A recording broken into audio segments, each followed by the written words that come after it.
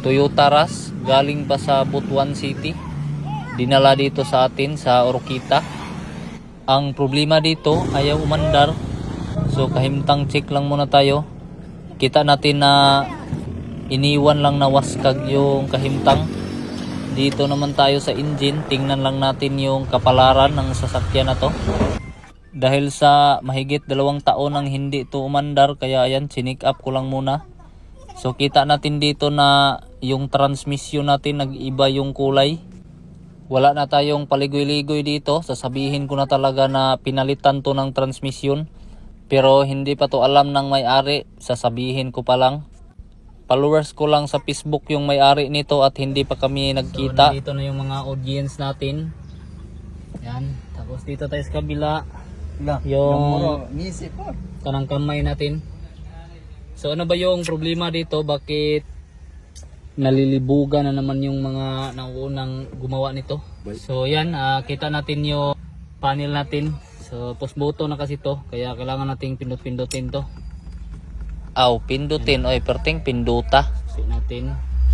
Ginamit ko naman yung no style dito, pero ayaw talaga mag-on yung ignition. Ay, kalot ni, lubog yung traka. So wala. Sender. So dito tayo. Kita natin na pinalitan na to ng fuse box.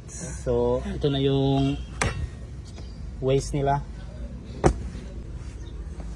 Gamitan natin ang una kong ginawa dito, ginamitan ko lang muna ng bulang kristal.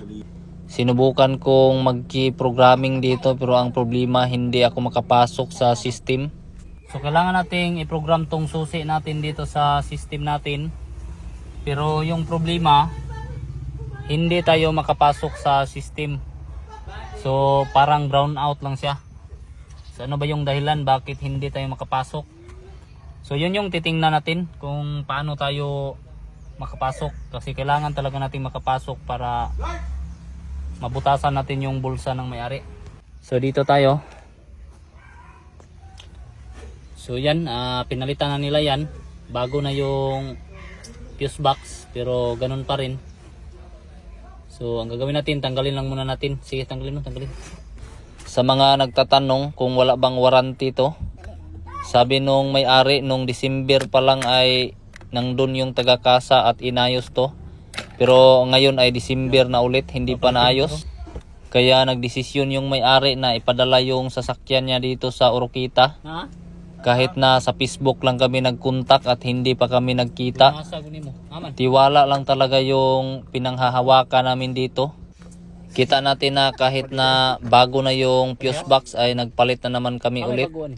So bali pangalawang bisis na to, kaya may 3 fuse box na tayo dito ngayon. So ayan na, triplets na yung kahimtang.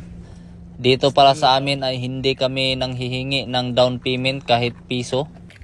So bali yung mga parts na ikakabit namin dito ay kami pa yung nagbabayad. So saka na magbabayad yung may-ari kung kukunin na niya yung sasakyan niya. Tumunog. Lagnat dala ibot yun. Kaya sulit na sulit talaga yung pagbayad ninyo sa amin. Kasi ikinabit muna yung parts bago ninyo binayaran at okay na muna yung sasakyan bago kayo gumastos. So kita natin nakablink yung susi dito. Ibig sabihin ay wala pa tayong karapatan dito para paandarin yung sasakyan natin. So tulad kanina ay ganun pa rin. Ayaw pa rin mag-on yung ignition kahit anong no yung ginawa ko. So ngayon naman tingnan natin yung susi. So ayan, 0K siya. Ibig sabihin wala pang nakaregister dito.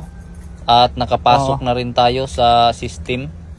So dahil sa nakapasok na tayo ay ayan, sinubukan ko na ditong mag-program ng susi. So bali yung isang susi lang muna yung inuna ko. So itong susi na to. So ngayon ay magsimula na tayo. Ito yung gagamitin natin. Tuplok-tuplokin lang dito ng maraming bisis. Pagkatapos ayan, sundin lang yung mga tinuro-turo ng bulang kristal natin kung ano yung gusto niyang gawin. So ayan, kinabit ko dito at dinuol-duol sa push button switch natin yung susi. So ayan, nag-success yung learning natin. So dahil sa nag-success na tayo ay tingnan natin kung meron na bang nakaregister na susi ito. So ayan na, kita natin dito na may 1 na siya. Ibig sabihin ay na-register na ang susi na to. Pero dahil sa dalawa yung susi natin, kailangan nating i-register din tong isa para sulit talaga yung trabaho natin. So ayan, kita natin na dalawa na yung susi. So ngayon ay tuplukin na natin. So kita natin na nag-start na yung engine natin. Pero ang problema, ayaw siyang umandar. I-start natin ulit. So ayan, kita natin na sobrang lakas ng redondo. Pero wala talagang sign na gustong umandar yung engine. Kaya ang ginawa namin dito, tinanggal na naman namin tong engine ECU natin. So bali itong parts na to. So ito yung ECU ng Toyota Rush. Ang gagawin natin dito ay papalitan natin to. So ayan na, bumili na yung kasama natin. Kita natin na hindi naman brand new yung binili natin na ECU. So surplus lang to. Tinanggal to nung sasakyan na nabangga.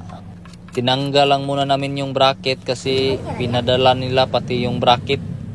So bali ito na, kinabit na ng kasama natin. So ito na yung waste. Madali lang namang ikabit tong ECU. Kailangan lang gamitan ng handos daladuot. Baka magtaka kayo bakit nasira yung fuse box at itong ECU. So lubog sa baha pala tong unit natin. Nakalimutan kong sabihin kanina pa. Mumuhi mo siya. Sige. Yun! Wahoy! Good job! Paano ba yan? Wow! Oy, ay palabi. Nan. Sugwak ang nana. Sugwak ng nana. Halo nga. Yeah, start. One click. At nang magkaalaman, dito naman tayo sa transmission. Observe natin. Naka-drive na tayo. So tingnan natin yung transmission na kinabit nila kung ano ba yung kahintang. So apakan ko. Ayan, so nag 3,000 RPM na pero hindi pa gumalaw yung kilometrahe natin. So todo baon ko pa. Ayan. So nag 4,000 RPM na. Yun. So wala. Goods na goods yung kinabit nila na transmission, ayaw tumakbo.